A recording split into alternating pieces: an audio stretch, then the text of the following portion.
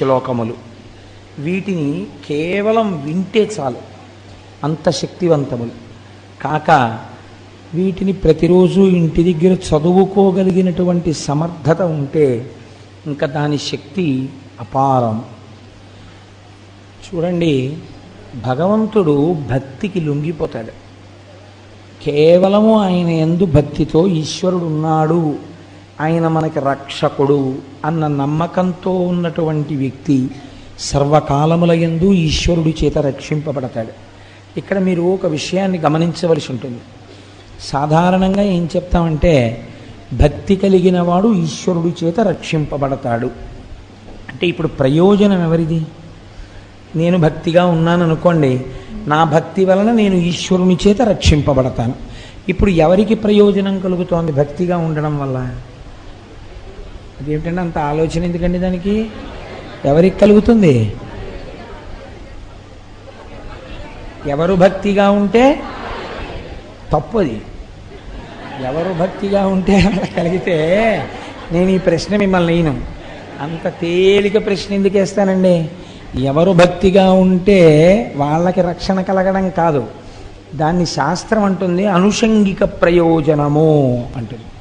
అంటే గొడుగు పట్టుకుని వెళ్తున్నవాడు ఎండగా ఉందని విడుతుండగా వాన కురిసినా రక్షింపబడినట్టు. ఆవు గుళ్ళోకి వెడితే ఆవుని పట్టుకుందామని వెళ్ళినవాడు ఆవు గుడి చుట్టూ పరిగెడితే ఆవు కోసమని గుడి చుట్టూ పరిగిన వాడికి ప్రదక్షిణ పుణ్యం పడ్డట్టు. అది అనుషంగిక ప్రయోజనం. ప్రధాన ప్రయోజనం ఏమిటి భక్తి వల్ల? ఈశ్వరుడు ఉన్నాడు అని నమ్మకం కలగడం కదండి. పరమభక్తులైనటువంటి వారు ఈశ్వరుడి వల్ల రక్షణ పొందుతారు. ఇప్పుడు మీకు ఎలా ఈశ్వరుడు ఉన్నాడన్న భక్తి కలుగుతుంది? ఈశ్వరుడు ఉన్నాడు అన్నటువంటి విషయం తేటతెల్లం కావాలంటే భక్తుల యొక్క భక్తియే సాధనము. అందుకే భగవంతుడు అన్నాడు, ఒక చిత్రమైన మాట అన్నాడు, నేను వాని కొరకు రక్షింపవలయవాడు అన్నాడు ఆయన. నేను ఉన్నానని గుర్తు ఏమిటో తెలుసా? ఎవరు భక్తిగా ఉన్నాడో వాణ్ణి నేను రక్షించాలి. వాడే రక్షణ పొందకపోతే కొన్ని వేల మందిలో ఆ నమ్మకం పోతుంది. ఏమంటే ఆయనకే రక్షణ లేదు కదా, ఇంకా మనకేం రక్షణ అని. అయితే మీరు ఒక్క విషయం జాగ్రత్తగా తీసుకోవాలి. రక్షణ అంటే అది ఒక స్థాయికి వెళ్ళిన తర్వాత జ్ఞానం అయిపోతుంది. ఇప్పుడు ఈ జ్ఞానము స్థాయిలోకి భక్తుడు వెళ్ళిపోయిన తర్వాత మీకు ఆయన అందడిహ. ఇప్పుడు ఆయన ఎలాంటి స్థితిలో ఉంటాడంటే, కష్టం వస్తుంది, చాలా కష్టం ఆయనకు వస్తే ఆయన కష్టానికి సాక్షి, సుఖానికి సాక్షి. ఇప్పుడు ఆయనకి కష్టమేం లేదు కాబట్టి ఇప్పుడు భగవంతుడు ఆ కష్టం తీయవలసిన అవసరం ఏం లేదు. ఇది కష్టం అని అనుకుంటున్న భక్తుడికి కష్టం తీస్తాడు. కష్టం ఎక్కడుంది, సుఖం ఎక్కడుంది? రెండూ లేవు, ఉన్నది ఈశ్వరుడు ఒక్కడే. లోపల ఉన్న ఆత్మకి కష్టము లేదు సుఖము లేదన్న స్థాయికి వెళ్ళిపోయిన వాడికి ఇంకా ఈశ్వరుడి రక్షణ కష్టం తీయడం సుఖం తీయడం అనేవి ఉండదు. తాను సాక్షిగా ఉంటాడు. ఇది చాలా గొప్ప స్థితి, ఇది చేరవలసిన స్థితి. ఈ స్థితిని చేరిన వాడిని జ్ఞాని అని పిలుస్తుంది. ఆప్తకాముడు అని ఒక మాట బాగా గుర్తుపెట్టుకోండి. సనాతన ధర్మమునందు ఆప్తకాముడు అని ఒక మాట మాట్లాడతారు. వారు ఆప్తకాములండి అంటారు. వారు ఆప్తకాములండి అంటే కోరిక తీరిన వారు అని అనకూడదు. ఆప్తకాముడు అంటే అందరిలా జీవితాన్ని మొదలుపెట్టి చిట్ట చివరికి వెళ్ళేసరికి సుఖదుఖముల రెండింటికి సాక్షిగా ఉంటూ దేని గురించి బెంగ లేకుండా తాను ఆత్మ వస్తువుగా నిలబడిపోయిన వాడెవరున్నాడో వాడు ఆప్తకాముడు, మహాజ్ఞాని. ఒక భగవాన్ రమణులు, ఒక రామకృష్ణ పరమహంస, అటువంటి వారు ఆ కోవలోకి వస్తారు. ఒక చంద్రశేఖర పరమాచార్య, అటువంటి మహాపురుషులు. ఇప్పుడు ఈ భక్తి చిత్ర విచిత్రమైన విషయాల్ని తీసుకొస్తుంది సృష్టిలో. మనం ఊహించడానికి కూడా అలవి ఉండదు. ఇలా ఉంటుందా అండి అని మనం ముక్కును వేలేసుకోవలసి ఉంటుంది. ఇప్పుడు ముక్కును వేలేసుకునేవన్నీ ఇలాంటి ఈ లోపల జరుగుతున్నాయో ఏమిటో అసలు ఆశ్చర్యం. గతసారి ఒకసారి ముక్కును వేలేసుకోవాలన్నాను, కిరాతార్జునీయం ఇందులోకి వచ్చింది. అందుకని మనం ఊహకు కూడా అందవు అనుకున్న విషయాలు భక్తి చేత సాధింపబడుతుంటాయి.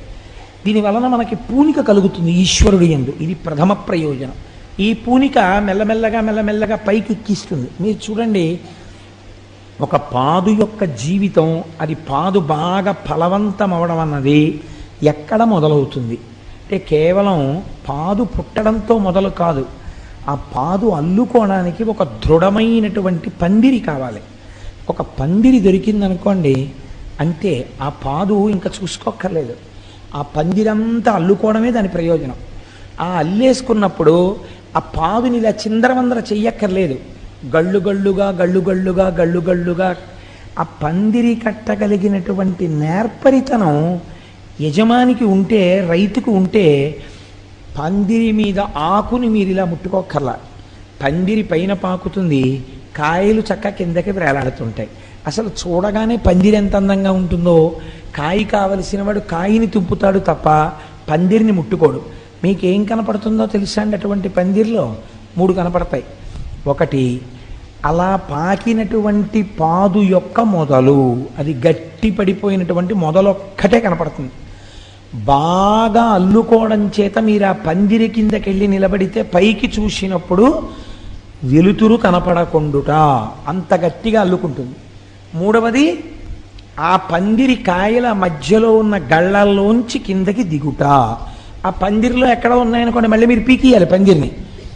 ఇప్పుడు ఈ పందిరి ఒక్కసారి అలా వెయ్యగలిగితే ఇంకా పాదు జీవితం అదృష్టమే కదండి.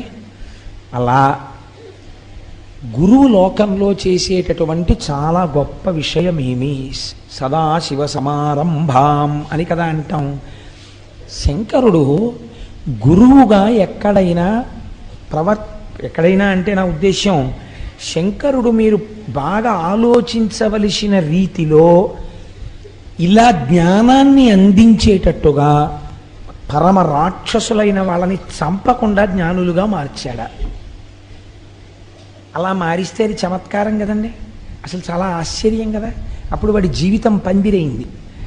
గురువు ఈ పందిరి వెయ్యాలి. గురువు యొక్క లక్షణం ఏంటంటే, పాదు రేపు బాగా కాయాలంటే పందిరి ఒక్కటి జాగ్రత్తగా వేసి తీగని పందిరి మీదకి పెట్టేస్తే, అందించేస్తే చాలు, ఇంకేం లేదు.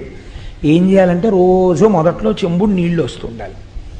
అలా అవతల వారి మనస్సు ఈశ్వరుణ్ణి అల్లుకునేటందుకు వీలుగా అందమైనటువంటి పందిరిని నిర్మాణం చెయ్యాలి. ఈ పందిరి ఈశ్వరుడి పట్ల ఆభిముఖ్యము, ఇది సత్యమే, ఇది మనం వినాలి, ఇది తెలుసుకోవాలి, ఇది ఆచరించాలి అనేటటువంటి బుద్ధి భక్తుని యందు కలిగేటట్టుగా ముందు గురువు నడవాలి. గురువుకు ఆ నడువడి లేదనుకోండి, యజమానే పందిరే లేదనుకోండి, పాది ఏం చేస్తుంది? గురువుకే లేదనుకోండి అటువంటి నడువడి. కేవలం నోటి మాట చెప్తే దానివల్ల ఎవరిని అనుసరిస్తాడు శిష్యుడు? గురువుని అనుసరించడానికి గురువు దగ్గర ఏది చాగబుద్ధి. కనుక పందిరి వెయ్యగలగాలి, నీళ్లు మొదట్లో పొయ్యగలగాలి.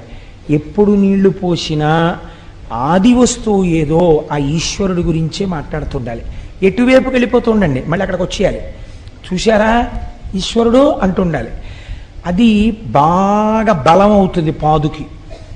అంతేగాని మీరు పందిరంతా నీళ్ళు వేయాలి ఏంటంటే, పందిరి బలంగా ఉండడానికి పందిరి మొదట్లో నీళ్లు పోస్తే చాలు. చక్కటి కుదురు కట్టి నీళ్ళు అటు ఇటు పోకుండా రోజు చెంబుడు నీళ్ళు. గురువుగారు తన దగ్గరకు వచ్చిన వాళ్ళతో రోజు ఈశ్వరుడు యందు పూనిక కలిగేటట్టుగా చక్కగా 4 మాటలు చాలు. ఆ పందిరి కావలసినన్ని ఫలాలను ఇచ్చేస్తుంది. ఈశ్వరుడు అంత గమ్మత్తుగా ప్రవర్తిస్తాడు. సదాశివ సమారంభాం అండంలో రహస్యం. మీరు ఇప్పుడు అవధరించండి. పూర్వకాలంలో భృగువు అనబడేటటువంటి మహర్షి, కవి అని నామాంతరం ఆయనకి. ఆ భృగువుకి ఒక కుమారుడు, ఆయనకి భార్గవుడు అని పేరు. ఇలా కూడా పూర్వకాలంలో ఉండేది, వాళ్ళందరూ భార్గవులే. ఇంకా ఆయన ఆ కుమారుడి పేరు భార్గవుడు. ఆయన తల్లి పేరు ఉషన. చాలా చిత్రంగా ఉంటాయండి. ఆవిడ పేరు ఉషన. భార్య పేరు ఊర్జస్వతి. పౌరాణికంగా ఉండేటటువంటి పేర్లని మీరు తీసుకుని వాటి వెనకాతల ఉండే రహస్యం ఏమిటో, ఆ పేరు ఎందుకు పెట్టారో, ఆవిడ అలా ఎందుకు ప్రవర్తించిందో మీరు విచారణ చేస్తే అబ్బాయి ఎంత మంచి పేరులో అనిపిస్తుంది మీకు. ఈ ఊర్జస్వతి ప్రియవ్రతుని యొక్క కుమార్తె. ఈ ప్రియవ్రతుడెవరు? ఉత్తానపాదుని యొక్క సోదరుడు. మీకు ఇప్పుడు ఉత్తానపాదుడు అనేటప్పటికి ఎవరు గుర్తు రావాలి? ధ్రువుడు జ్ఞాపకం రావాలి. అంటే ఏదో జరగబోతోంది. అంటే వంశంలో ముందు ఎక్కడికి వెడుతోంది? ఇతపూర్వం ఆకాశంలో ఒక గ్రహాలన్నీ తిరగడానికి ఆలవాలమైనటువంటి స్తంభముగా ఎవరు నిలబడ్డారో అటువంటి వాడు పుట్టిన వంశంలోని పిల్ల ఇక్కడికి వచ్చింది. ఇప్పుడు ఆవిడ కడుపున పుట్టాడు. ఇది సంస్కార బలాలంటే. ఒక్కొక్క మహాపురుషుడి యొక్క కుమార్తె ఒక్కొక్క వంశంలోంచి వచ్చిన పిల్ల సుక్షేత్రమవుతుంది. ఆమె ఒక మహాపురుషుడికి జననమివ్వడానికి కావలసినటువంటి తేజస్సుతో కూడిన క్షేత్రమై ఉంటుంది. కనుక కోడల్ని ఇంటికి తెచ్చుకోవడంలో మర్యాద ఎందుకు చూసుకోవాలి, జాగ్రత్త ఎక్కడ చూడాలంటే ఇక్కడే చూడవలసి ఉంటుంది. ఇన్ని ఆలోచిస్తే అలాంటి కోడల గురించి వెతుకుతూ కూర్చుంటే పిల్లాడికి వయసు అయిపోదు కదా అని కూడా అనుమానంగా ఉంటుంటుంది నాకు ఒక్కొక్కసారి. సరే, ఇప్పుడు నాకు అంత తొందరగా అవసరం ఏం లేదనుకోండి, కాబట్టి నేను నిదానంగా ఆలోచించుకోవచ్చు, హడావిడేం లేదు. కాబట్టి ఇప్పుడు ఆమె ఊర్జస్వతి. ఊర్జస్వతి భృగువు యొక్క భార్య. ఈ ఊర్జస్వతి భృగువుల యొక్క కుమారుడు భార్గవుడు. ఈయనకి మళ్ళీ 4 కుమారులు కలిగారు ఆ భార్గవునకు. వాళ్ళ పేర్లు చండు మొదట ఆయన పేరు, అమర్కుడు రెండో ఆయన పేరు, త్వాష్ట్రుడు ఒక ఆయన పేరు. ఈ మొదటి ఇద్దరి పేర్లు విన్నప్పుడు మీకు ఏం గుర్తొస్తుంది? చండు, అమర్కుడు. వీళ్ళిద్దరే రాక్షస జాతికి అంతటికీ గురువులు. ప్రహ్లాదోపాఖ్యానంలో ప్రహ్లాదుడికి పాఠాలు నేర్పిన రాక్షస గురువులు చండు, అమర్కుడు. కాబట్టి ఇప్పుడు ఈ పైన భార్గవుడు ఎవరు మీరు పట్టేసేయగలగాలి. చండామర్కుల ఇద్దరు కూడా ఎవరి కొడుకులు? శుక్రాచార్యులు వారి కొడుకులు. ఈయనకి మరి శుక్రుడన్న పేరు ఎలా వచ్చింది? భార్గవుడు కదా, అంటే బిరుదునామం అయి ఉండాలి. అసలు పేరుని బిరుదునామం కప్పేసింది. అంత కీర్తి ఎక్కడి నుంచి వచ్చింది మీరు విచారణ చేయవలసి ఉంటుంది. ఇప్పుడు చండు, అమర్కుడు, త్వాష్ట్రుడు, ధరాత్రుడు 4 కుమారులు పుట్టారు. ఈయనకి ఒక కోరిక పుట్టింది భార్గవుడికి. ఇది సృష్టిలో చాలా చిత్రమైనటువంటి కోరిక. మీరు ఇతపూర్వం పురాణం విన్నప్పుడల్లా ఒక విషయాన్ని రోజు వింటున్నారు. ఎవడైనా రాక్షసులు సాధారణంగా ఏం కోరుతారు?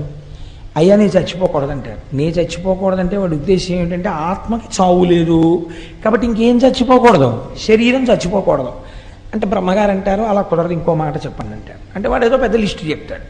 చెప్తే బ్రహ్మగారు అంటారు తథాస్తు అంటాడు. వెంటనే మహానుభావుడు శ్రీమన్నారాయణుడు దానికి మినహాయింపు వచ్చేటట్టుగా ఒక అవతారం తీసుకుంటాడు. తీసుకుని సంహరించేస్తాడు. ఇది అడిగిన వాడు ఉండడు, వెళ్ళిపోతాడు.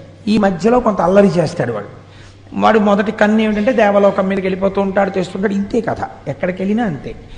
కాబట్టి ఇంత తపస్సు చేసి చచ్చిపోకూడదని కోరేవాళ్ళు రాక్షసులు.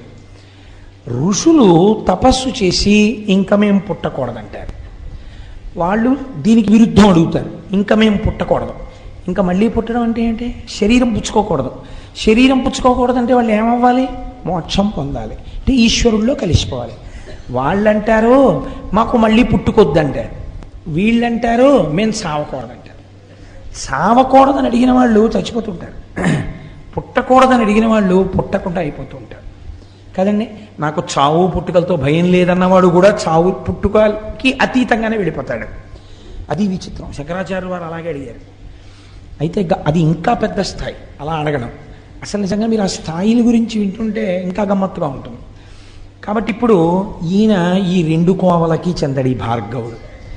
ఈయనన్నాడు అసలు చావన్నదొకటి లోకంలో ఉంది కదా, శరీరాలు చచ్చిపోతుంటాయి కదా, ఈ చచ్చిపోయిన శరీరాన్ని వెంటనే బతికించేసే శక్తి నాకు వస్తే అనుకున్నాడు. ఇది ఎంత చిత్రమైన కోరికండి.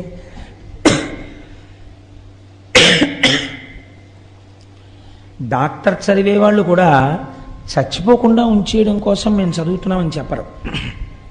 దేనికి చదువుకుంటారు అంటే అలా ఉంచితే డాక్టర్లు చచ్చిపోతున్నారు కదండి, అది మరీ దారుణం కదా. అలా డాక్టర్లు మాత్రం చావకుండా ఉంచగలరు ఏమిటి? చావకుండా చావు వచ్చే లోపల వచ్చే బాధ పెట్టే రోగాల్ని ఈశ్వర స్వరూపంతో తగ్గించేసి బాధ తగ్గిస్తారు. బాధ తగ్గించగలిగిన వాడు ఈశ్వరుడైతే ఆ ఈశ్వర రూపంలో వైద్యుడున్నాడు కాబట్టి వైద్యో నారాయణో హరి ప్రథమో దైవ్యో భిషక్. ఈయన చిత్రమైన కోరికోటి వచ్చింది ఈయనకి. ఇలా చచ్చిపోయిన వాడిని నేను వెంటనే ఓ మంత్రం వేయగానే వాడు బతకాలి. ఇప్పుడు ఆయన ఏం కోరుకుంటున్నట్టు లోకంలో? ఆయన ప్రతి సృష్టి చేస్తూ ఉంటాడు. ఆయన సృష్టి క్రమంలో బ్రహ్మగారు ఇన్నేళ్ళు బతకాలి అంటే దాని ఉద్దేశం ఏంటి? ఆ తర్వాత చచ్చిపోవాలని. బ్రహ్మగారు రాసిన రాతని తిరగరాస్తాడనమాట ఈయన. ఇప్పుడు నేను ఆ స్థాయికి ఎదగాలి.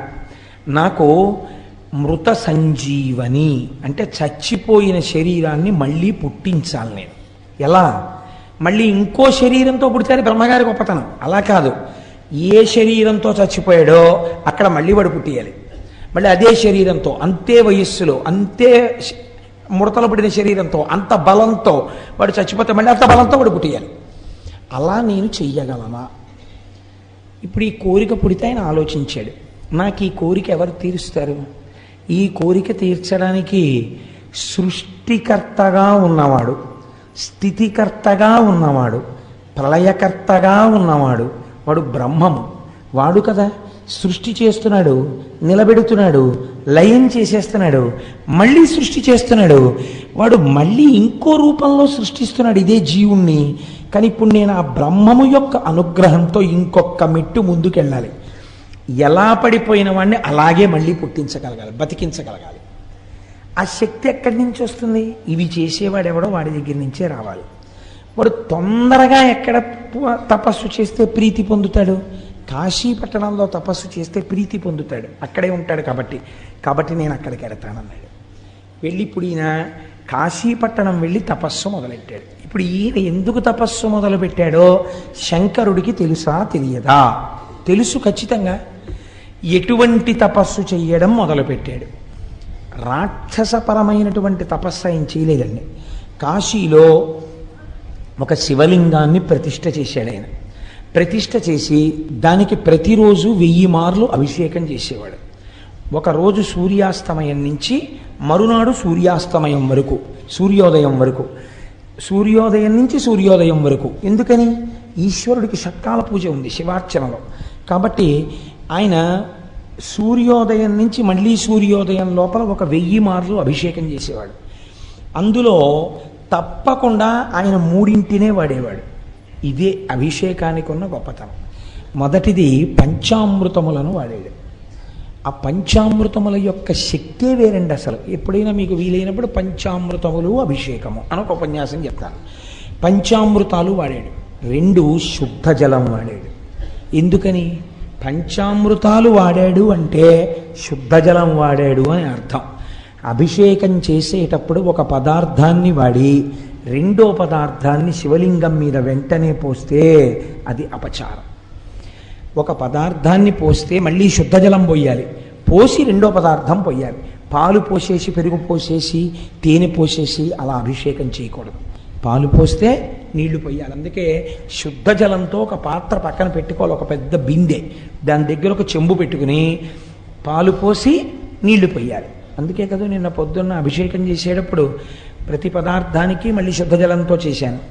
కాబట్టి అలా మార్చి చేస్తారు. కాబట్టి ఇప్పుడు పంచామృతములతో అభిషేకం అంటే మధ్యలో తప్పకుండా ఏది వాడబడింది? శుద్ధ జలం వాడబడింది. దానితో పాటు ఈశ్వరుడు చాలా తొందరగా ప్రీతిపాత్రుడై 10 మందిని బతికించేటట్టుగా, అంటే కడుపున పుట్టినటువంటి వాళ్ళు ఇబ్బంది లేకుండా సంతోషంగా ఆయురారోగ్యాలతో ఉండాలంటే గంధోదకంతో అభిషేకం చేయాలి. అందుకని గంధోదకాన్ని వాడాడు. ఎందుకు వాడాలి? 10 మంది చచ్చిపోయిన వాళ్ళని మళ్ళీ బతికించాలనుకుంటున్నాడు. అప్పుడు వాళ్ళందరూ తనకి బిడ్డల పట్ల మళ్ళీ పుట్టిన వాళ్ళు, ఇప్పుడు ఇంత శక్తి కావాలి కాబట్టి గంధోదకం వాడాడు. ఎంత గమ్మత్తో చూడండి, ఇంత శాస్త్రీయమైన అభిషేకం చేశాడు. దీనికి ఆయనకి ఇంకొక వేరే వ్యాపకం లేదు. ఏమిటో తెలుసా అండి? ఈ 1000. మీరు ఇందులో ఒక పెద్ద రహస్యాన్ని కనిపెట్టండి. ఇలా చేసేటప్పుడు భార్గవుడు పరమశివుణ్ణి అభిషేకానంతరం అర్చన చెయ్యాలి. మళ్ళీ లఘువుగానైనా సరే పొడిగా తుడిచేసి వస్త్రం కట్టి అభిషేకం చెయ్యాలి. అర్చన చెయ్యాలి. ఈ అర్చన చేసేటప్పుడు ఆయన కొన్ని పువ్వులు వాడాడు. ఇందులో నేను మీకు చెప్తాను, మనకి బాగా అందుబాటులో ఉన్నప్పటికీ మనం ఎప్పుడూ పరమశివుణ్ణి అసలు వాటితో అర్చన చేయము. కారణమేమి? మనకి పౌరాణిక జ్ఞానము లేకపోవటయే. మనకి తెలీదు. ఎంతసేపు పళ్ళరసాలు తెస్తాం కానీ అసలు శివుడికి వీటితో చేస్తే తొందరగా ప్రీతిపాత్రుడవుతాడని మనకి తెలియదు. ఇప్పుడు వినండి ఆ జాబితా. సంపంగి పూలు చేస్తామనుకోండి, పోని మెత్త పూలు తక్కువ, గన్నీరు పూలు వాడుతుంటారు, తామర వాడతాం, కొండగోగు తక్కువ, జాజి వాడతాం, కడిమి పువ్వు దొరకడం కూడా చాలా కష్టం. కడిమి పువ్వు సాధారణంగా వాడడం. అలాగే పొగడ పువ్వు వాడుతూ ఉంటారు, కలువ పువ్వు వాడుతూ ఉంటారు, మల్లె పువ్వు వాడతారు, కమలములు వాడతారు, సురపొన్న పూలు అక్కడక్కడ వాడతారు, దర్భాగ్రములు. ఇవాళ మేము అభిషేకం చేస్తున్నామండి. అభిషేకం తర్వాత అర్చన చేయడానికి దర్భాగ్రములు సిద్ధం చేసుకున్నాము అన్న వాళ్ళ ఎంతమంది ఉన్నారో నాకు చూపించండి. శివాభిషేకం చేసిన తరువాత కొత్త దర్భలు తీసుకొచ్చి వాటి తలుక చివుర్లు తుంపి ఒక ఆకులో వేసుకొని చక్కగా శివనామాలు చెప్తూ ఆ దర్భాగ్రములతో పూజ చేయాలి శంకరుడికి. ఎందుకు చెప్పండి అలా పూజ చేయడం? దాని వెనకాతల ఒక పెద్ద రహస్యం ఉంది. ఒక మంత్రం చెప్తుంటారు. ఆ మంత్రం చెప్పినప్పుడు గడ్డిపరకని అలా ముట్టుకుంటే, గడ్డిపరక అంటే దర్భ, ఆ దర్భని ఇలా ముట్టుకుంటే సర్వ పాపములు నశించిపోతాయి. అందుకే సీతమ్మ తల్లి రావణాసురుడితో మాట్లాడేటప్పుడు గడ్డిపరకని పెట్టడానికి కారణం అదే. పరపురుషుడు, కామంతో చూస్తున్నవాడు, రాక్షసుడు భర్త పక్కన లేనప్పుడు ఆయనతో మాట్లాడుతోంది కాబట్టి ఆ పాపం పోవడం కోసమని గడ్డిపరక పెట్టి మాట్లాడేది ఆవిడ. కాబట్టి దర్భాగ్రములు, మామిడి చిగుళ్ళు తీసుకొచ్చి శివలింగానికి పూజ చేయాలి. మామిడి చిగుళ్లతో పూజ చేసామండి. నాకు తెలిసి సభలో, నాకు తెలిసి ఉండొచ్చు మహాత్ములు, కానీ చాలా మార్లు దగ్గరగా ఇప్పటికే 100 మాటలు 200 మాటలు దాటిపోయిందేమో నాకు తెలిసి లక్షపత్రి పూజ చేస్తుంటారు. వెంకయ్యమ్మ గారి సభలో ఉన్నారా? దుర్వాంకురం అంటే దర్భల యొక్క చివుళ్ళు దర్భలంత పెరిగిన వాటిని తెచ్చుకోలేకపోతే చక్కగా ఏ మలమూత్రములు విసర్జింపబడని చోట పెరిగినటువంటి గడ్డి యొక్క చివుళ్ళు లేదా గడ్డి, మనం విఘ్నేశ్వరుడికి పూజ చేస్తాం కదండి, అటువంటి దుర్వాంకురములు. ఎలా ఉండేవాడు అలా ఉంటేనే లోకానికి సంతోషంగా ఉంటుంది. ఇప్పుడు ఈ విశ్రాంతి ఎంత ప్రమాదం తెచ్చిందో ఓసారి చేతులు తీసి చూడన్నారు. ఆవిడ చేతులు తీసేటప్పటికి ఏమైందో తెలుసా అండి? సూర్య చంద్రౌచ నేత్రే వందే శంభుముమాపతిం సురగురుం వందే జగత్కారణం వందే పన్నగభూషణం మృగధరం వందే పశూనాం పతిం వందే సూర్య శశాంక వన్నినయనం. సూర్యుడు, చంద్రుడు, అగ్నిహోత్రము 3 కన్నులై ఉన్నాయి. ఇవి 3 శక్తి స్వరూపంతో అమ్మవారు పరాచికానికి మోస్తే సమస్త బ్రహ్మాండములు చీకటైపోయాయి. అన్ని ప్రాణులలో వేడి తగ్గిపోయింది, అంటే లయమైపోయే స్థితి వచ్చేసింది. ఇప్పుడు ఇది జరగకూడని ప్రళయ ప్రకృతి. ఇంత చీకటి ఒక భయంకరమైనటువంటి లయకార స్థితిలోకి వెళ్ళిపోయింది లోకం. ఇది ఎవ్వరు ఊహించనిది. ఈ కొట్టుమిట్టాడిపోతున్న స్థితిలో సమస్త బ్రహ్మాండములు చీకటిని పొంది అమ్మవారిలా చేతులు తీయగానే మళ్ళీ వెంటనే ప్రకాశించాయి. ఈలోగా హఠాత్తుగా జరిగిన ఈ సందర్భం ఒక ఉపాధి స్వరూపాన్ని పొందేసి శివచేష్టితముగా అంధకారం వలన పుట్టినవాడు కాబట్టి కళ్ళు లేకుండా నల్లటి పిల్లాడోడు పుట్టి ఏడుపు మొదలెట్టాడు. ఏడుపు మొదలుపెట్టి వాడు పర్వత సదృశ్యుడై అలా పెరిగిపోయి ఆకాశం అంత అయిపోయి కనపడ్డ వాటిని తీసి నోట్లో పడేసుకుంటాడు. వీడెవరండో అంటే అమ్మవారు, నీ కొడుకే అన్నారు. అయ్య బాబోయ్, వీడు నా కొడుకేమిటండి అంది. నువ్వు కళ్ళు ముయ్యడం వల్ల పుట్టాడు కనుక వాడు నీకు నాకు కొడుకే. మనం ఎవరం? జగత పితరౌ వందే పార్వతీ పరమేశ్వరౌ. ఇప్పుడు వాడిని చంపేయడమో ఏదో చేయడానికి వీల్లేదు. ఏం చేయాలి? కాపాడాలి. కాబట్టి వాడిని పిలిచి, ఒరే నువ్వు అలా తినీకు మనుషుల్ని వాళ్ళని, అడవిలో తిరుగుతుండు అని అరణ్యానికి పంపించేశారు. ఈలోగా హిరణ్యకశిపులు మీకు తెలుసున్న వాళ్ళే. భగవంతుడు నేను ఎంచుకోకుండానే ఆయన వరుసక్రమాన్ని నిర్ణయించేశాడు. దీని తరువాత నువ్వు ఇది చెప్తే శ్రోతలకి తేలిగ్గా అర్థమైపోతుందని. మీరు భాగవతంలో హిరణ్యకశిపుల గురించి విన్నారు. హిరణ్యాక్షుడికి కొడుకులు లేకుండానే హిరణ్యకశిపుడికి కొడుకులు కలిగారు. వీడికి బాధ కలిగి కొడుకులు పుట్టట్లేదని శంకరుడు గురించి తపస్సు చేశాడు. శంకరుడు ప్రత్యక్షమయ్యాడు. ఏం కావాలని అడిగాడు. వాడబ్బో చాలా ధర్మం చెప్పాడు. ఇప్పుడు ఎన్నున్నా ఓ కొడుకు ఉండాలి కదండి, ఆ కొడుకు లేకపోతే సంతానం లేకపోతే తృప్తి ఉండదు కదా, నాకు ఓ కొడుకుని ఇప్పించండి అన్నాడు. నీకు సరిపోయే కొడుకోడు పుట్టి పెరుగుతున్నాడు రోయ్, వాడు నా కొడుకే అనుకోవచ్చు, కాబట్టి నువ్వు వాడిని తీసుకెళ్ళి పెంచుకో. దత్తత ఇచ్చేశాడు. వాడు వీడిని తీసుకెళ్ళి పెంచుకున్నాడు. శివుడి కొడుకు కదని. ఎవరు వాడు? అంధకుడు, అంధకాసురుడు అయ్యాడు. వాడెందుకు సంతోషించాడు? ఋషులకి ఇస్తే వాళ్ళు తీసుకెళ్ళరు. ఇలాంటి వాడికి ఇస్తే అలాంటి వాడు బాగా కావాలి. అబ్బా భలే ఉన్నాడు రా, అంత ఎత్తు పెరిగిపోతున్నాడు, అన్నీ తినేస్తున్నాడు, ఇలాంటి కొడుకే ఉండాలి నాకని వాడు తీసుకెళ్ళాడు. పెంచుతున్నాడు. కానీ ఈలోగా తండ్రి అనుకోకుండా చచ్చిపోయాడు. అనుకోలేదు, ఆదివరాహమూర్తి వచ్చి వాడిని చంపవతల పారేశారు హిరణ్యాక్షం. పాపం వీడికి కళ్ళు లేవు, అంధుడు వీడు, అంధకాసురుడు. వాడి పేరే అంధకాసురుడు. 2 కళ్ళు లేవు, ఏమీ కనపడదు వాడికి, తినేస్తాడంతే వాడు తడుముకుని. కాబట్టి నీకు రాజ్యం ఇవ్వడానికి కుదరదు అన్నారు దాయాదులు. నాకు కన్ను లేదనే కదా మీరు రాజ్యం ఇవ్వనంటున్నారు, నేను చతుర్ముఖ బ్రహ్మగారి గురించి తపస్సు చేసి కన్ను తెచ్చుకుంటానన్నాడు వాడు. అని వాడు వెళ్ళి తపస్సు మొదలెట్టాడు. తపస్సు మొదలెడితే తపస్సే. చతుర్ముఖ బ్రహ్మగారు ప్రత్యక్షమయ్యారు. ఏం కావాలరా నాయనా నీకని అడిగారు. అడిగితే వాడెంత చిత్రమైన వాడో చూడండి, నాకు 2 కావాలన్నాడు. ఏమిటి 2 అన్నారు ఆయన. నాకు కళ్ళు లేవు, రాజ్యం ఇవ్వాలంటున్నారు, నాకు కన్ను ఈ లోకాన్ని చూడ్డానికి అన్నాడు. ఇస్తున్నాను అన్నాడు. రెండోది ఏమిటి అన్నాడు. నాకు పుట్టుకతోనే గొప్ప బలం ఉంది, లోకాన్ని పీడించగలిగిన బలం. ఆ బలంతో నేను లోకాలన్నింటినీ గెలవాలి ఈ కంటితో చూస్తూ. కానీ ఈ శరీరం చచ్చిపోకూడదు ఇంకా అంటే బ్రహ్మగారు అన్నారు, ఇది ఒకటి కుదరదు, నా జ్యూరిస్డిక్షన్లో లేదు, నీ ముందు ఇంత ఇలా చాలామంది అడిగారు, ఇంకో మాట చెప్పు, నువ్వే చెప్పు ఎవరి చేతిలో చచ్చిపోతావు అన్నాడు. అంటే వాడు కాసేపు ఆలోచించి వాడు అన్నాడు, అయితే నేను అడుగుతాను, బాగా వినండి.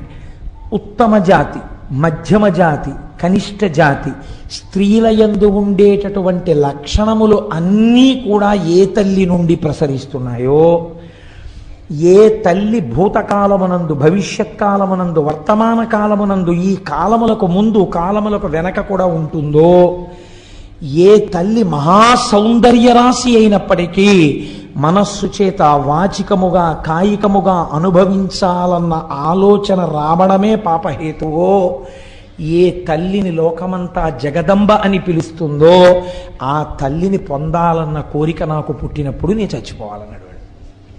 అంటే వాడి అసలు అలాంటి కోరికే కోరకూడదు కదండి. అదేం వెర్రి కోరిక.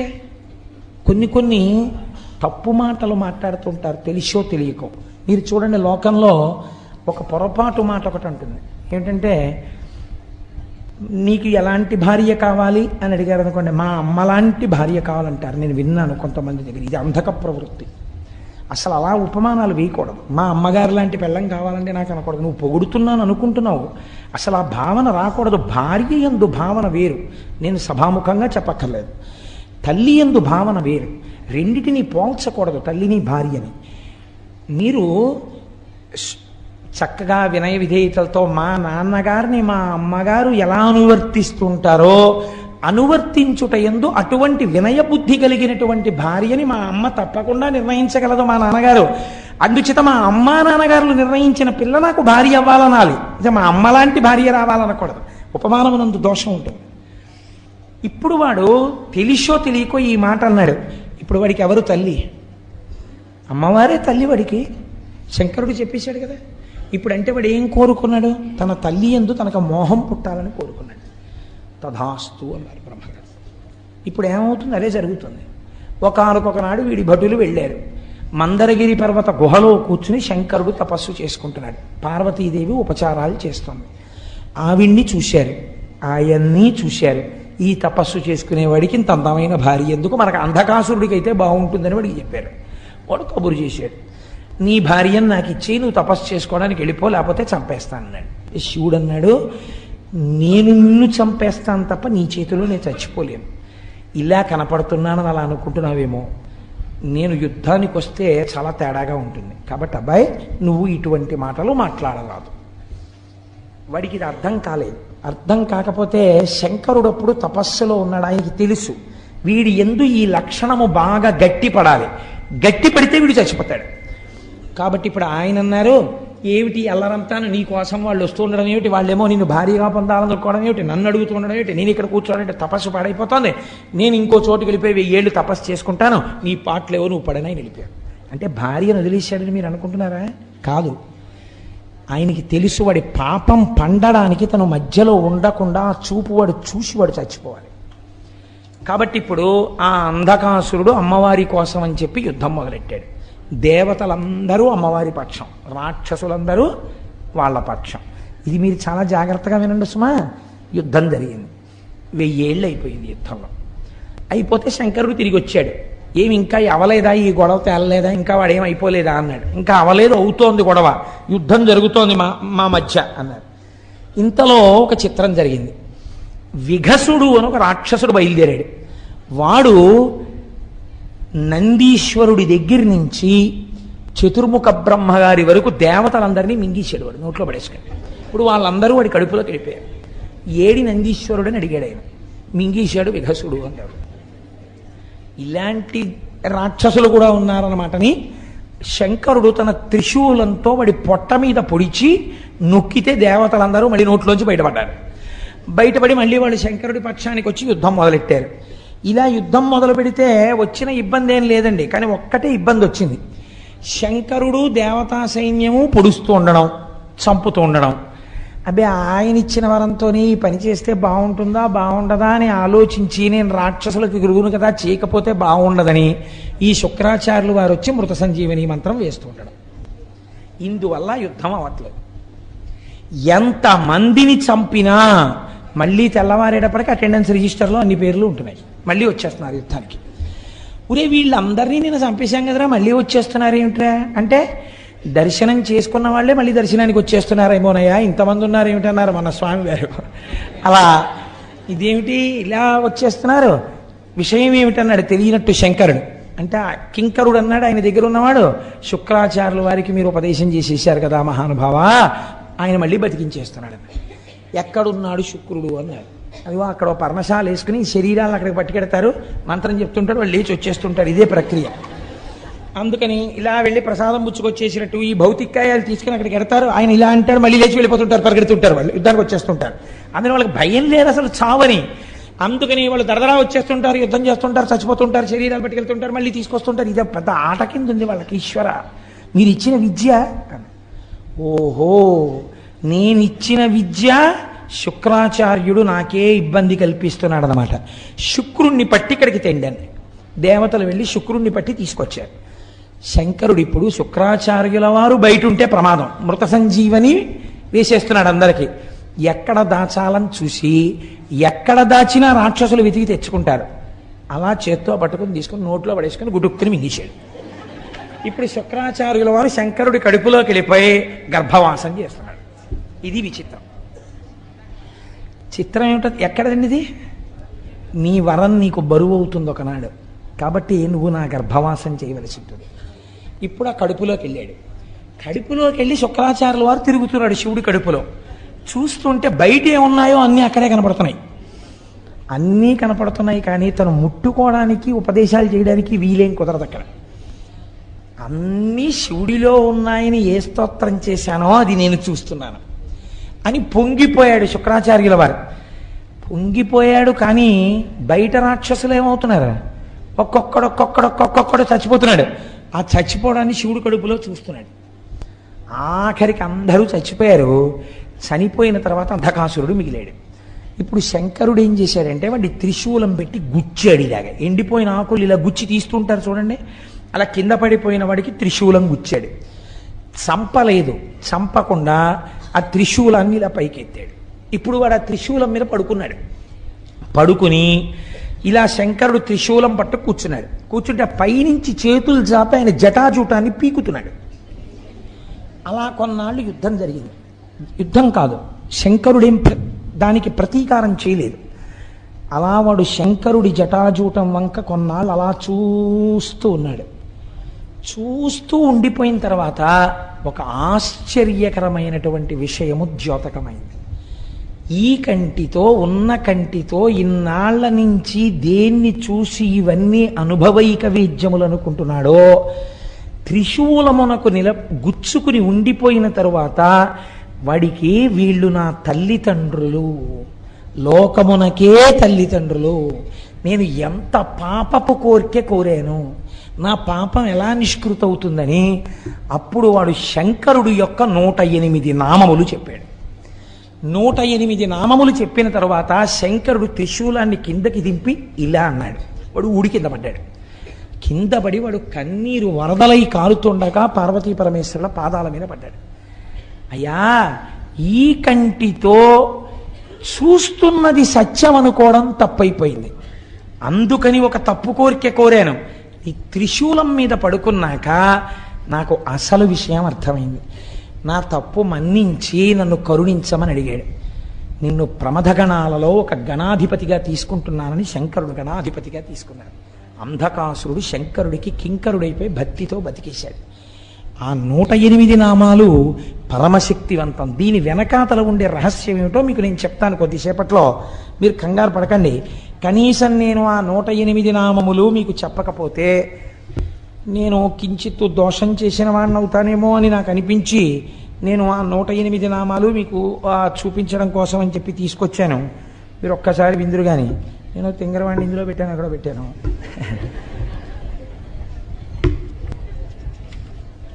మీరు భక్తి శ్రద్ధలతో 108 నామాలు వినండి చాలు, నమస్కరిస్తూ. అలా చెప్తే ఏమైందో నేను తర్వాత చెప్తాను. అందుకే కొన్ని కోట్ల కోట్ల కోట్ల జన్మల తర్వాత తప్ప ఇవి వినరు అంది శాస్త్రం. ఇవి చదవరు. ఈ నామాలండి ఇంట్లో కూర్చొని చదువుకుంటే చాలు, అంత శక్తివంతాలు. ఎందుకని?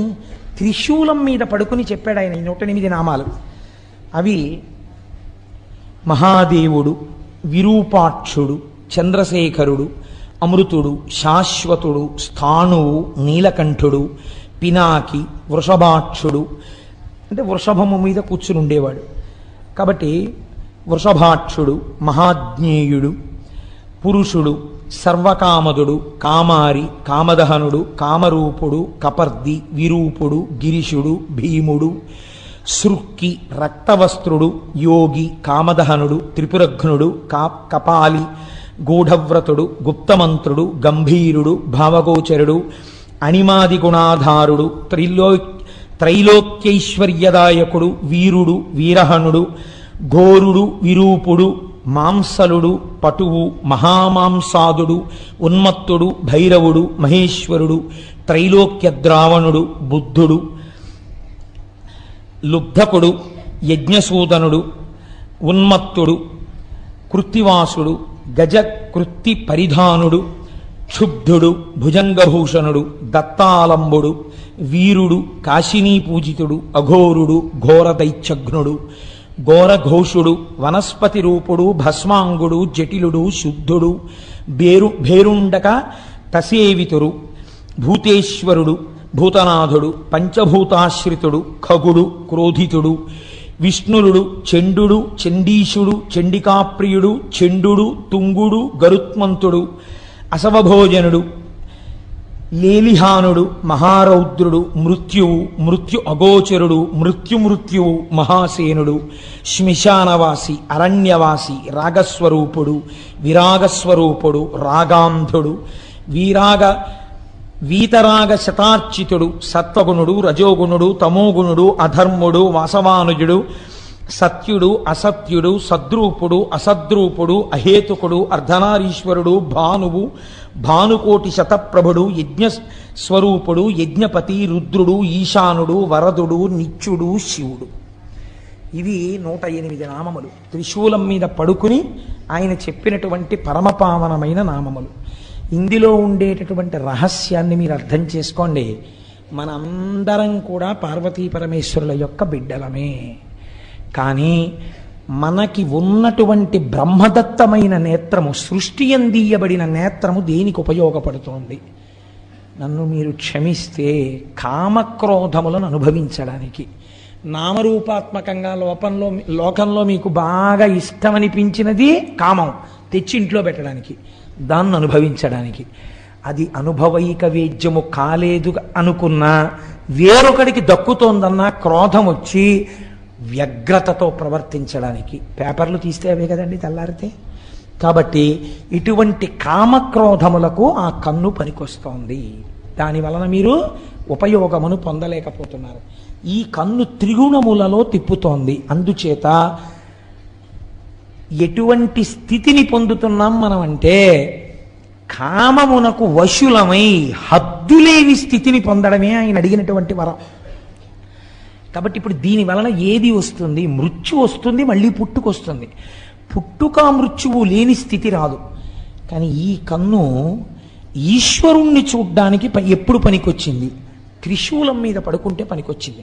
త్రిశూలం అనగా ఏమి అంటే, సత్వ రజస్తమోగుణాతీతమైన స్థితి. సత్వం అంటే కొంతసేపు సంతోషంగా ఉండడం, రజోగుణం అంటే పరిగెడుతూ ఉండడం, ఏదో సంపాదించాలి, ఏదో తీసుకొచ్చేయాలి, ఆ వస్తువు తీసుకొచ్చేయాలి, కోరికతో ఉండడం. తమోగుణం అంటే కోపంగా ఉండడం, పడుకుంటూ ఉండడం, నిద్రపోతూ ఉండడం, అలసత్వం, బుద్ధిజాడ్యం, ఇవన్నీ తమోగుణం. మనం ఈ మూడింట్లోనే తిరుగుతాం. కాసేపు సంతోషంగా ఉన్నట్టుంటాం, టికెట్లు ఇస్తున్నారు, కౌంటర్ తీశారనేటప్పటికీ ఎగబడిపోతాం, ఓ లైన్లో కూడా నిల్చాం. అప్పుడు మనని రజోగుణ ప్రకోపం, అక్కడే దెబ్బలాడుకోవడం, తమోగుణ ప్రకోపం. ఆ తర్వాత మైకట్టుకుని ఎవరో అరిస్తే లైన్లో నించోవడం, సత్వగుణం. కాబట్టి ఏమైంది? నిన్న దెబ్బలాడుకున్న వాళ్ళే మర్నాడు పూజకు పట్టుపంచ కట్టుకుని వచ్చి ఎంతో భక్తి ప్రపత్తులతో పూజ చేస్తాడు. ఏమనుకోవాలి? సత్వగుణం. మీరు కావలసిన కోరిక కోరుకోండి అని అనడమే భయం. నీ పాదముల యందు అచంచలమైన భక్తి నిమ్మనడం, ఏదో కోరికలు కోరుతాడు. రజోగుణం. ఈ మూడు గుణములలో తిరగకుండా మూడు గుణములకు ఆధారమైనటువంటి నిర్గుణం ఒకటి ఉన్నదే, అది శుద్ధ సత్వమును కూడా దాటిన స్థితి, అది త్రిశూలం. శంకరానుగ్రహంగా త్రిశూలం మీకు తగలాలి. ఈశ్వరుడు అనుగ్రహించాడు, తగిలించాడు. తగిలించి పైన పెట్టాడు, దృష్టికోణం మారిపోయింది. ఆ కంటితోనే చూస్తున్నాడు, కానీ ఇప్పుడు ఎలా కనపడ్డారు? తల్లిదండ్రులుగా కనపడ్డారు. వాళ్ళని చేరడాన్ని కోరుకున్నాడు, అంతే. ఇప్పుడు ప్రమథగణాలలో కింకరుడు అయిపోయాడు. ఇప్పుడు మరి శుక్రాచార్యుల వారి పరిస్థితి ఏమిటి? ఆయన లోపల కూర్చున్నారు గర్భంలో, యుద్ధం అయిపోయింది, చూస్తున్నారు. అన్ని చక్కగా లైవ్ టెలికాస్ట్ టీవీలో చూసినట్టు చూస్తున్నారు. ఓర్నాయనో, నేను ఎవరి కోసం అందరినీ బతికించానో ఆ అంధకాసురుడు శివుడు ప్రమథగణాల్లోకి వెళ్ళిపోయాడు. ఇప్పుడు యుద్ధం లేదేం లేదు, బయటంతా ప్రశాంతం.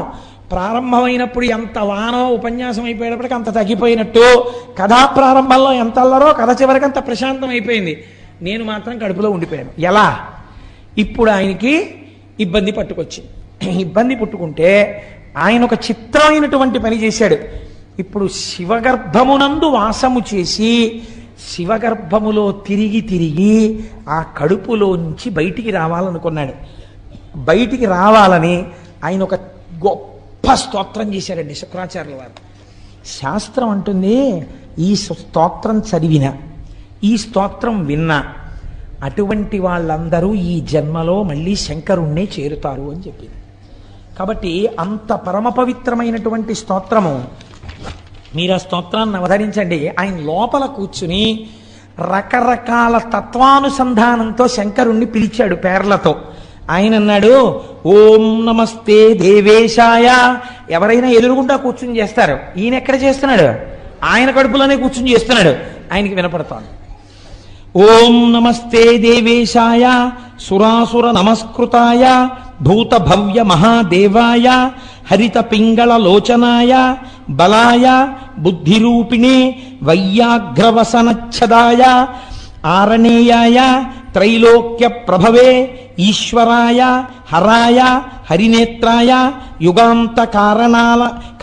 యుగాంతకారణాయానలాయ గణేశాయ లోకపాలాయ మహాభుజాయ మహాహస్తాయ శూలినే మహాదంస్త్రినే కాలాయ మహేశ్వరాయ అవ్యయాయ కాలరూపిణే నీలగ్రీవాయ మహోదరాయ గణాధ్యక్షాయ సర్వాత్మనే సర్వభావనాయ సర్వగాయ మృత్యుహంత్రే పారియాత్ర సువ్రతాయ బ్రహ్మచారిణే వేదాంతగాయ తపోంతగాయ పశుపతయే వ్యంగాయ శూలపాణయే వృషకేతవే హరయే జటినే శిఖండినే లకుటినే మహాయశసే భూతేశ్వరాయ గుహావాసినే వీణాపణనతాలవతే అమరాయ దర్శనీయాయ బాలసూర్య నిభాయ శ్మశానవాసినే భగవతే ఉమాపతయే అరిందమాయ భగస్యాక్షిపాతినే. శ్మశానవాసినే అంటే గుర్తుపెట్టుకోండి, ఈ లోకమంతా ప్రాణులన్నీ భస్మైపోతే కదండి ఉంది, అందుకని లోకమంతా మహాశ్మశానమే, అది దాని అర్థం. అంతటా శివుడు నిండి ఉన్నాడని, అంతేగాని శ్మశానంలో కూర్చున్నాడని కాదు దాని అర్థం. ఒకవేళ ఉన్నా అందరూ వదిలి వెళ్ళిపోయే చోట ఆయన ఒక్కడే ఉన్నాడు మనకి స్వాగతం చెప్పి కౌగిలించుకోవడానికి.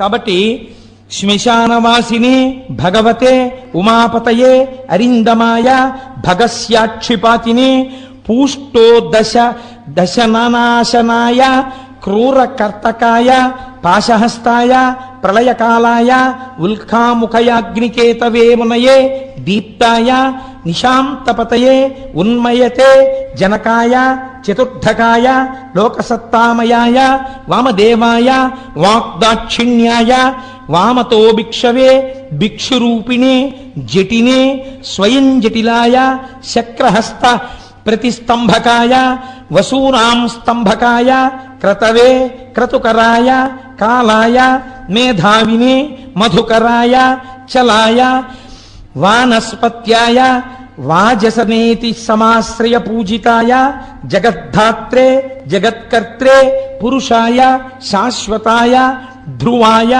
ధర్మాధ్యక్షాయ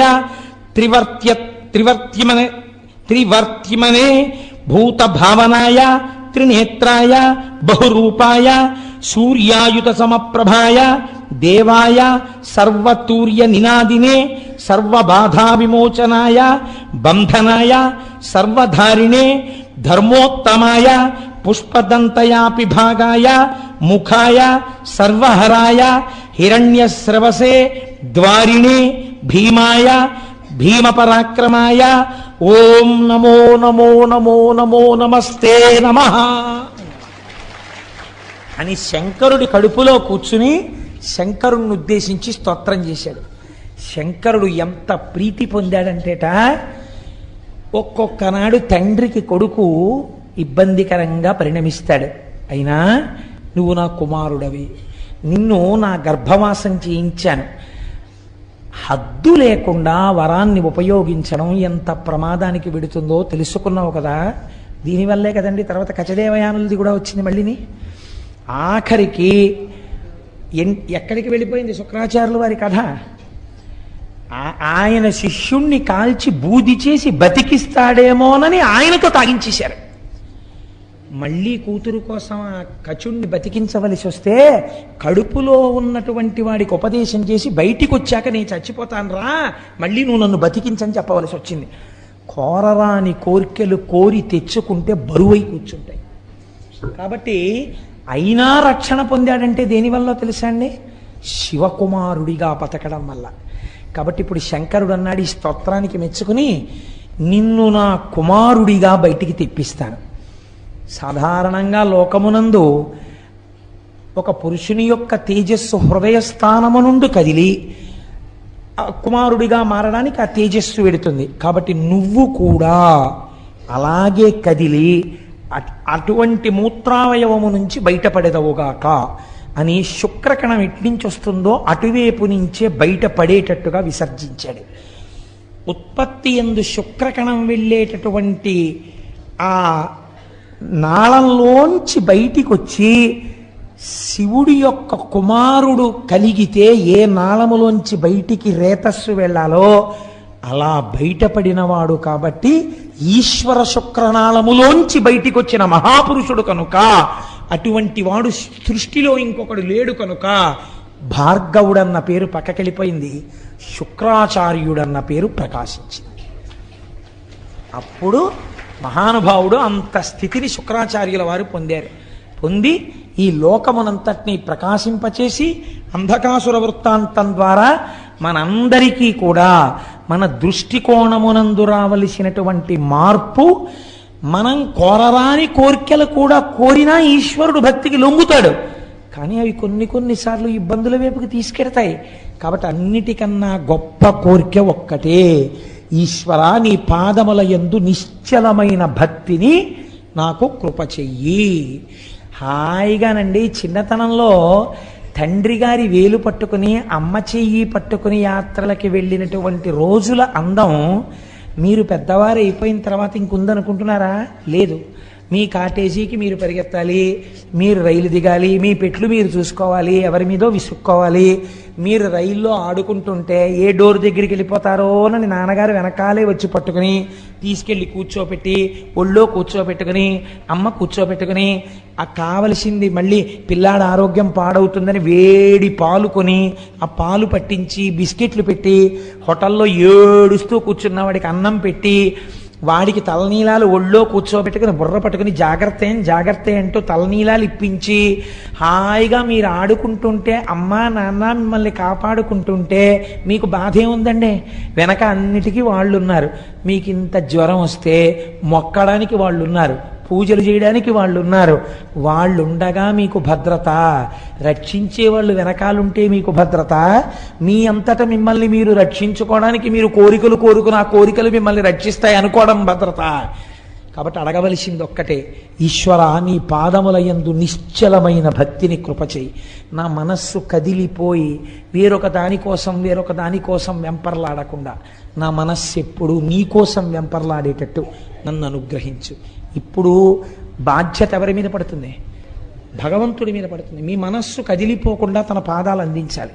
కాబట్టి మిమ్మల్ని ఆయన రక్షించుకుంటాడు. అందుకే శంకరులు అంటారు, ఎప్పుడు అడగవలసినా మనం ఒక్కటే అడగాలి, ఈశ్వర మీ పాదముల యందు చెక్కు చెదరని నిశ్చల భక్తిని కృప చెయ్యి. మీకు ఆ భక్తి కలిగి మీరు ఆ భక్తితో ఉన్నప్పుడు మీరు ఎందుకు పాడైపోతారండి? ఈశ్వరుడే మిమ్మల్ని రక్షించుకుంటాడు. తల్లిదండ్రులు పిల్లలు పాడైపోతే ఒప్పుకుంటారా? ఎలా కాపాడుకుంటారు? అలా మిమ్మల్ని భగవంతుడే కాపాడుకుంటాడు. ఇంత గొప్ప విషయాన్ని మనకి ఆవిష్కరించి అంతటి అంధకాసురుడు చిట్ట చివరికి ఏ స్థితిని పొందాడో, శుక్రాచార్యుల వారు ఎంత గొప్ప స్థితిని పొందారో, ఎంత భక్తితో నిలబడ్డారో మీరు చూడండి. ఆయన కోరుకున్న వరం ఒక్కటే ఆయన ఇబ్బంది పెట్టిందేమో లోకల్లో, కానీ ప్రపంచంలో పరమేశ్వరుడు తనంత తాను ఇచ్చినటువంటి వరాలు మిగిలినవి. ఏది? శుక్రస్థానం ఇచ్చాడు, దీదీప్యమానం చేసింది. నీవు ఉదయించే వేళలో ధర్మకార్యం జరిగితే ప్రకాశిస్తుందన్నాడు, పనికొచ్చింది. వివాహం జరిగితే ఉపయోగపడుతుందన్నాడు, పనికొచ్చింది. నువ్వు నా గర్భవాసం చేయవలసి ఉంటుందన్నాడు, పనికొచ్చింది. నిన్ను దాటి ఎవరూ వెళ్ళరన్నాడు, పనికొచ్చింది. నువ్వు లోకపూజితుడు అవుతావన్నారు, పనికొచ్చింది. నువ్వు తపస్సు చేసిన చోట శుక్రేశ్వరుడై నేను వెలుస్తానన్నాడు, పనికొచ్చింది. ఇందులో స్నానం చేసి నక్తం చేస్తే పుత్రులు పుడతారన్నారు, పనికొచ్చింది. నీ యందు భక్తితో ఉంటే పిల్లలు పుడతారన్నారు, పనికొచ్చింది.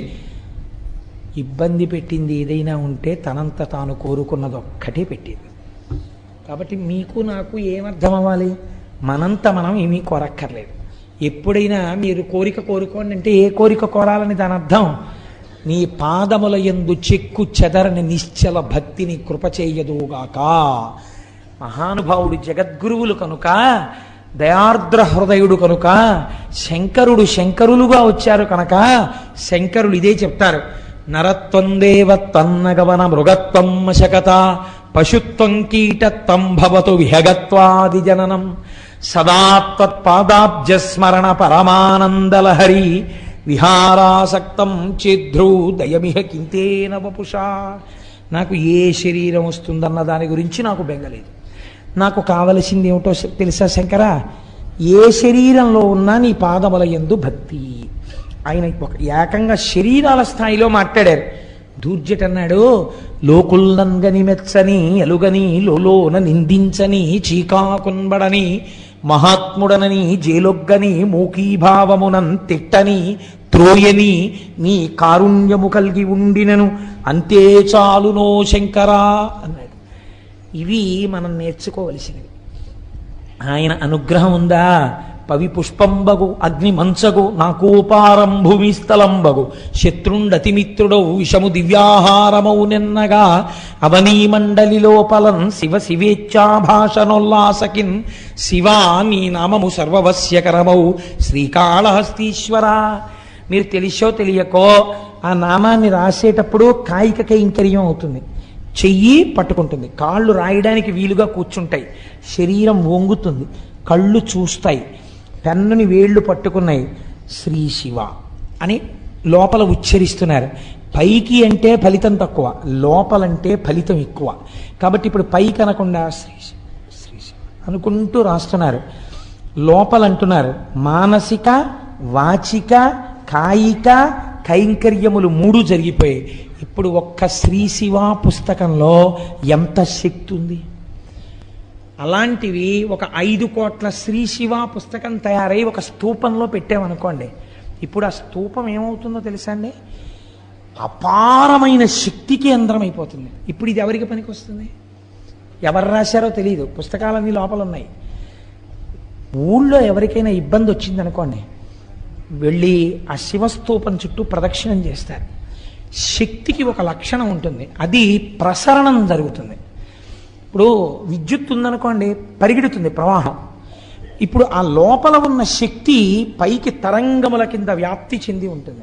మీరు ఆ తరంగములలోకి వచ్చి నిలబడి తిరుగుతున్నారనుకోండి, ఏ ఆలోచన చేస్తే మీకు ఆ కష్టం పోతుందో అలా కష్టం పోయే శక్తి అందులోంచి మీ మనస్సులోకి ప్రవేశించి ఆ నిర్ణయం వేపకు బుద్ధిని మారుస్తుంది. కాబట్టి ఊళ్ళో ఉన్న వాళ్ళని రక్షించుకోవడానికి పరమాత్మ పేరు రాసి స్తూపం కట్టుకోవాలి కదా. రామనామం ఎంత గొప్పదో శివనామము అంతే గొప్పది. శివుడు రాముడని 2 లేవుగా, ఇప్పుడేగా విన్నారు మీరు మహానుభావుడు చేసినటువంటి స్తోత్రం. ఆ శుక్రాచార్యుల వారు గరుత్మంతుడవు కూడా నువ్వే అని చెప్పారు. ఉన్నది ఒక్కటే పదార్థం.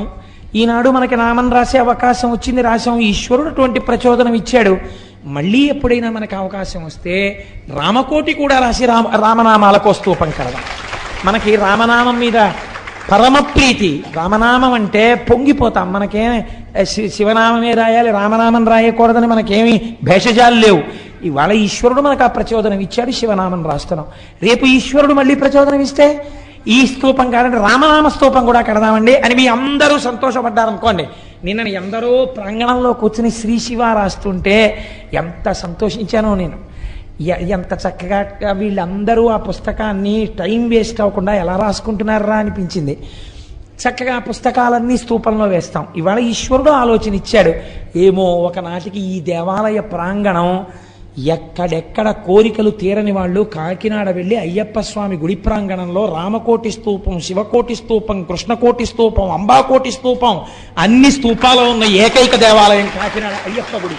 వెళ్ళి ప్రదక్షిణాలు చెయ్యండి అని పిల్లల్ని పంపుతారేమో, పంపి పిల్లలు కూడా ప్రదక్షిణాలు చేసి శివస్తూపానికి, శక్తి స్తూపానికి, రామస్తూపానికి ప్రదక్షిణం చేసి వచ్చి పెళ్లిపీటల మీద కూర్చోండని, లేకపోతే పసుపు బట్టలు కట్టుకోగానే ఇక్కడికి తీసుకొచ్చి స్తూపాలకి ప్రదక్షిణాలు చేసే రోజులు దగ్గరలో ఉన్నాయేమో. ఎంతమంది పసుపు బట్టలతో రావాలో ఈ గుడికి రాబోయే కాలంలో. కనుక మనందరం వినడం, చక్కగా దాన్ని ఆచరణలో పెట్టుకోవడం. మీరు విన్నారు కదా ఇప్పుడు శివానుగ్రహం అంటే ఎలా ఉంటుందో, శుక్రుడు ఏ స్థాయికి వెళ్ళగలిగాడు, అంధకాసురుడు సావవలసిన వాడు ప్రమదగణాల్లోకి వెళ్ళిపోయాడు. అది ఏ దృష్టికోణం మారడం వల్ల అటువంటి శాశ్వతత్వాన్ని పొందాడో అది మనం గ్రహించవలసినటువంటి నీతి. గ్రహించి ఆచరణాత్మకం చేసుకున్న నాడు మనం ధన్యులమవుతాం. మనకి అటువంటి శక్తి ఈశ్వరుడు నిర్హేతుక కృపా కటాక్ష వీక్షణముల చేత ఆయన మనకిచ్చి రక్షించుగాక.